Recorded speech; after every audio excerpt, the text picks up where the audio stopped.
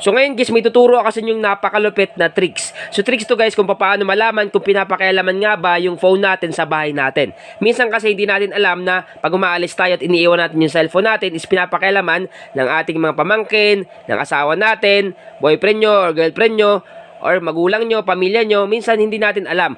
Kaya guys, may tuturo kasi yung napakalupit na application. Once na-type niya yung password at na mali siya, mapipicturan siya at makikita mo na kung sino yung laging nakikialam sa cellphone mo. Make sure lang guys sa panoorin yung video ng matapos para malaman nyo kung paano i-set up yung application. So na natin gagawin, pumunta tayo sa Play Store. Hanapin natin yung Play Store sa ating cellphone. Once na makita na natin yung Play Store, tap lang natin. Ngayon guys, pag dito na tayo sa Play Store, pumunta naman tayo sa search bar or search engine sa taas. So eto yon, tap lang natin yan.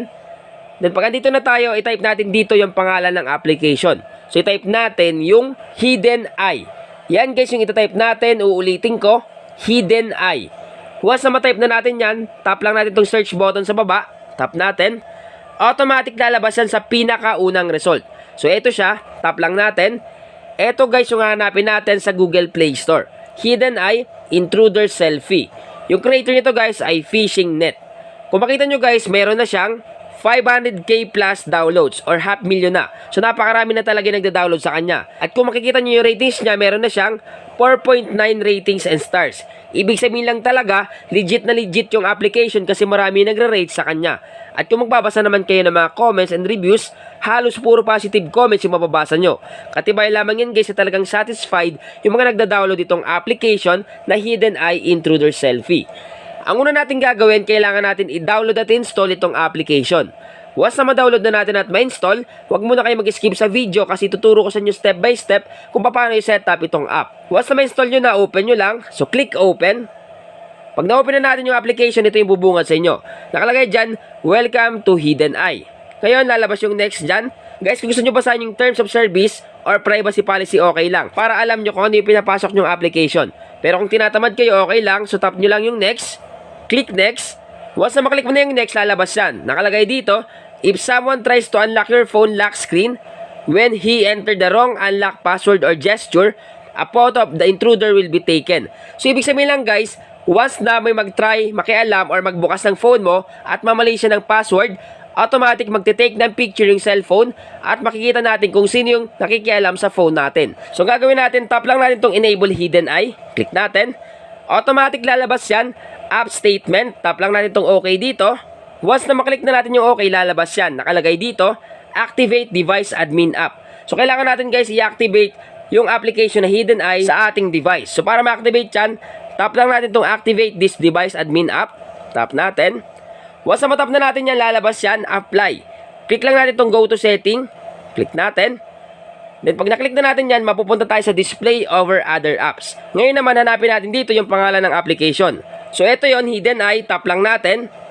Ngayon, pag natap na natin yan, kailangan natin i-allow yung Display over Other Apps. So, para ma-allow yan, tap lang natin tong button dito. Tap natin. Automatic guys, na-allow na natin. So, back lang natin siya. Once na maback na natin, ito yung lalabas. Nakalagay dyan, Apply. Hidden Eye needs access the following permissions. So, ang gagawin natin, tap lang natin tong Next. Click Next. Then, click lang natin itong while using the app, or kung allow yung nakalagay sa inyo, click nyo lang yung allow. So, sa akin, while using the app, tap lang natin. Then, lalabas itong important, so basahin nyo na lang. Then, click Go to Settings. Click natin itong Go to Settings. Ngayon, guys, sunod natin gagawin is pumunta tayo sa Permissions. Click natin itong Permissions, guys. Click natin. So, dapat, guys, nakalaw dito yung camera. Kung mapapansin nyo, guys, nakalaw yung camera, so okay na yan. Back lang natin. Ngayon, pag binak na natin, automatic guys, ito yung makikita nyo. Nakalagay dyan, no intruders photo. Kasi nga, kakabukas lang natin. Ngayon, paano nga ba ito gamitin? So, napakasimple lang guys ang gagawin natin. Kunyari guys, iiwan natin yung phone natin at subukan natin kung may makikialam. At once na may makialam, automatic mapipicturean yung mukha niya at makikita mismo dito sa ating Hidden Eye na application. So, for example guys, iniwan ko yung phone ko. Ngayon, nilock ko siya. So, automatic guys, naka-screen lock na yan. At kunyari, lumabas lang ako ng bahay. Ngayon, pagpalagay na natin na may nakialam ng phone ko. Take note pala guys ha, once na lumabas yung Hidden Eye request to display an overlay on the lock screen, i-allow nyo lang yan, tap allow. So, pagpalagay natin na may nakialam nga ng phone ko. Siyempre, pag nakialam sa phone mo, bubuksan niya sa power button, then maglalagay ng password. So, for example guys, binali niya yung password kasi nga hindi niya alam. Tinatry lang niya i-open gamit yung password na alam niya. So, kunyari guys, na mali siya at hindi na niya tinuloy yung pagbukas kasi nga hindi niya alam yung password. Ngayon binalik niya na kung saan niya nakuha yung phone. Ngayon pagbalik ko guys, hindi ko alam na pinakailaman na pala. So para malaman natin kung sino yung nakialam, ang gagawin lang natin, pumunta lang tayo guys sa application na Hidden Eye. Tap natin yan. At automatic guys, makikita mo dito kung sino yung nakialam. Kung makita nyo guys, mukha ko pa rin yung makikita dito kasi nga ako pa rin yung nag-try magbukas ng maling password dito sa cellphone. So ganun guys, kalupit at kaangas itong Hidden Eye na application kasi kahit iwan mo yung cellphone mo sa bahay nyo at may makialam nyan, automatic mapipicturean yung mukha kung sino yung nag-try mag-open ng maling password. Once na gusto nyo na i-uninstall itong application, tap nyo lang itong tatlong underline dito sa bandang kaliwa sa taas, then tap nyo lang itong settings, tap nyo lang itong uninstall. So once na ma-uninstall na natin yan, lalabas na yan. Uninstall Hidden Eye. So automatic guys, mawawala na yan. Tap mo lang yung okay, ma-uninstall na yung application. In case lang naman guys na gusto nyo uninstall yung app. Kasi once na pumunta kayo sa Play Store at i-uninstall nyo doon, hindi kagad yan ma-uninstall. Kasi dapat dito ka mismo sa loob ng app. So sana guys nakatulong tong vlog ko ngayon. Once again na Mindtech PH, thank you and God bless all.